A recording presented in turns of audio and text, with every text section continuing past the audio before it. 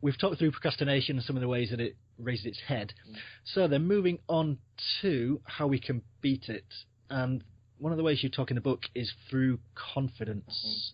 How is confidence then linked to how we can beat procrastination? Well, confidence actually, and I tie confidence and competence together, because it's one thing to be confident about something, but then, without having substance of competence to back it up, you can get yourself in all sorts of funny situations.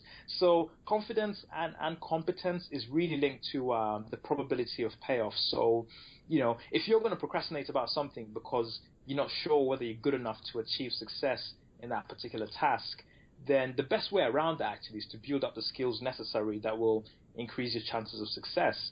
So again, just looking at it from a job perspective, if people are, if you find yourself delaying a job application because you're not sure how to write a good paragraph on an example of leadership or an example of working in a team, the best way to beat procrastination around that is to go out there and research and find out what makes a good example of leadership and what makes a good example of working in a team.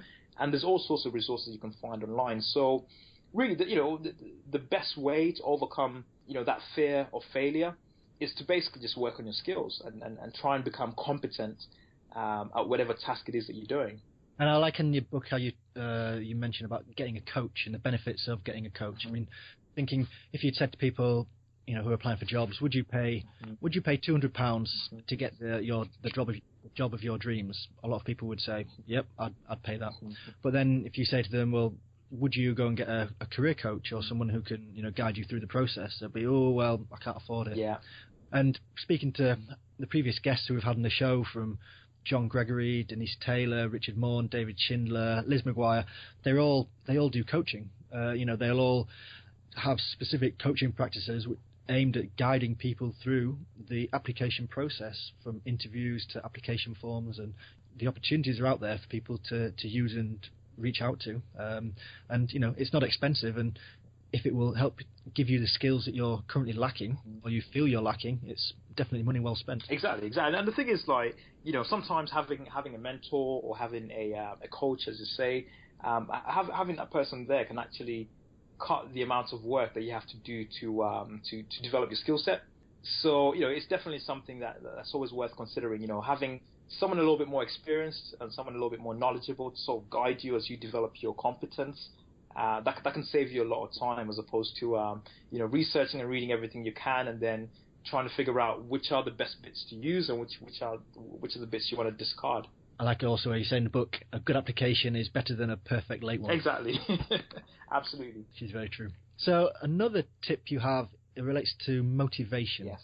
How can people get motivated to make sure that they beat procrastination? Well, one of the quickest and easiest ways actually to be motivated is to simply just do what you're inherently interested in. So people have a misconception, or I certainly had a misconception with motivation. Yeah, that motivation is like a tap that you can just turn on and off.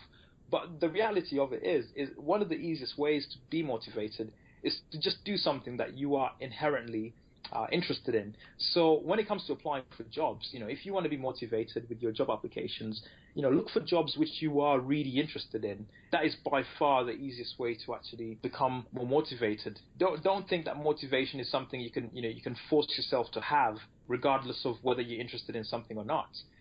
Motivation is something which is driven mainly by your intrinsic interest in something. And another misconception with motivation often is, people sometimes wait until they're motivated to do something, when in reality, actually, sometimes you become more motivated after you start acting or doing something. And in fact, I think that's what Nike's slogan, "Just do it," comes to mind here, because, sometimes you won't be motivated until you start putting in the work. No, I think that's very true. Starting is tough, but you get to the point where you just need to start. Absolutely. You need to start writing the first words, start writing the first sentences, and then once you start, you'll find that you get the momentum and you keep going. Exactly. Once you get that rhythm, you can just keep it going, and you'll find yourself becoming more motivated because all of a sudden you've produced something interesting and something amazing. So if it's a job application, once you have a few forms filled in, you'll have that rhythm and you can just do a whole bunch of other applications while you're driven and motivated. And if you find you really can't get the motivation, then you might want to just take a step back and question, do I really want to apply for this job? Exactly. And that kind of filters through later on as well. So, if you apply for a job that you're not really interested in, that will show when you do end up being interviewed. So, the easiest thing to do is just go for things that you genuinely have an interest or passion in. Definitely. It's one of the top tips that one of my earlier guests, Richard Morn, had was, you can't fake passion. And if you go to a company and you've got that passion and you really want to work there and you know everything about them, you can teach people skills, but you can't teach them passion. That is so true. That is really true. So moving on next to willpower, and you talk a lot about willpower as a tool to help beating procrastination. Absolutely. How can you use this? Well, the really, really interesting thing about willpower actually is that there's quite a lot of research around this, and quite a lot of studies have come, or a lot of studies are suggesting that willpower is actually, it's very much like a muscle. The more you train it, the stronger it gets. But likewise, the more you use it, the more exhausted it becomes. So, in terms of using willpower to power your way through various tasks, and in order to overcome procrastination, one of the things you can do to train willpower is simply by having a routine. Having a routine you can stick to and follow through on a daily basis, that alone can actually get you very far. And what a lot of psychologists are finding is that, if you have discipline in one area, so for example, let's say, you go to the gym 3 times every week, regardless of how you feel, every week you're going to go to the gym 3 times, that same discipline actually permeates through the rest of your life. So you might find yourself that, simply having discipline in one area can go on into another area.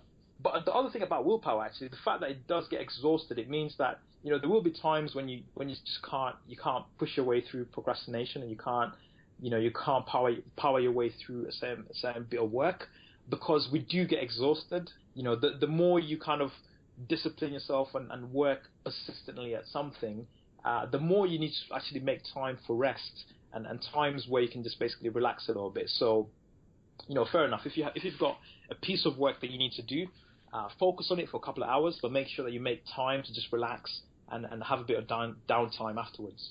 Now, like you said about just making it a habit. One quote, I'm not sure who it's from, that I like is, "What you do for anything is what you do for everything." Oh wow, yeah. So each individual choice that you make, whether it's to check your phone or to just go on Facebook, these build up and they have cumulative impacts. So you talk in the book about just putting your phone on flight mode, so you can just concentrate on working. I mean, really easy stuff. Minimize WhatsApp notifications so they don't put That is so useful, because I've got WhatsApp notifications on my phone, and when you have group chats on WhatsApp, your phone just never stops ringing. So that is so helpful. Just being able to just turn that off and being able to focus for a couple of hours and switching it back on later on. Also in your book you talk about just setting aside specific times a day, so whether it's 30 minutes where you could just set out, I'm going to spend 30 minutes a day writing one application question. Yeah. And over the course of the week you'll pretty much have the application nailed. Exactly. And at 30 minutes, that is not a long amount of time, but when that adds up cumulatively over the course of a week, that's a good chunk of time that you're dedicating to something that's meaningful to you.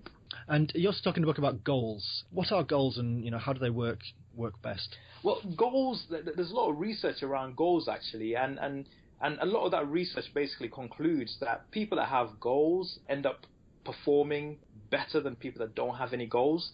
But goals are also a little bit tricky, because we're now in February, so you'll have a lot of people who have New Year's resolutions and all sorts of things that they want to achieve during the year. And in January, you'll find a lot of people in the gym working out hard, and then by the time it comes to March, there's no one left in the gym. So I think the key thing with goals is they help direct your effort. So if there's a place you want to get to, it helps if you have a map or a route or a schedule on how you want to get there. So what I've found is that if you're setting yourself a goal, it helps to be really specific in terms of what that goal is and where you want to get to. So as an example, when I was writing my second book, the book on procrastination, I broke down the task into a lot of mini goals, and that meant that I knew exactly what I needed to work on and how long for, as opposed to having this massive goal of, oh, I'm going to write a book. I had a massive goal, but then I had loads of mini sort of achievements on the way to getting to the big goal. So writing a section within a chapter, and then working on the chapter, and then working on a section within the book, and then bringing the whole book together. So goals are really powerful in directing our work and directing the things that we should be doing. But I think we also have to be really specific about what it is that we want to achieve. And the classic acronym for anything goal-related is SMART. Brilliant. So making them specific, measurable, achievable, realistic, and time-constrained. Absolutely. That's a very powerful way of setting goals, and I think it's really, really useful to keep that in mind.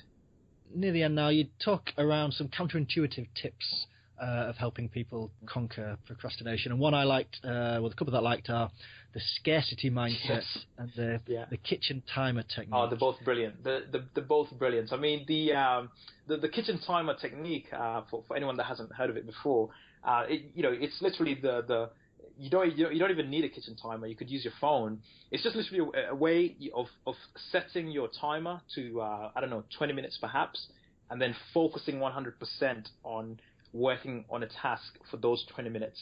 And when the 20 minutes run out, you can then go and do whatever you want to do for maybe 10 minutes. Go on Facebook, Twitter, whatever.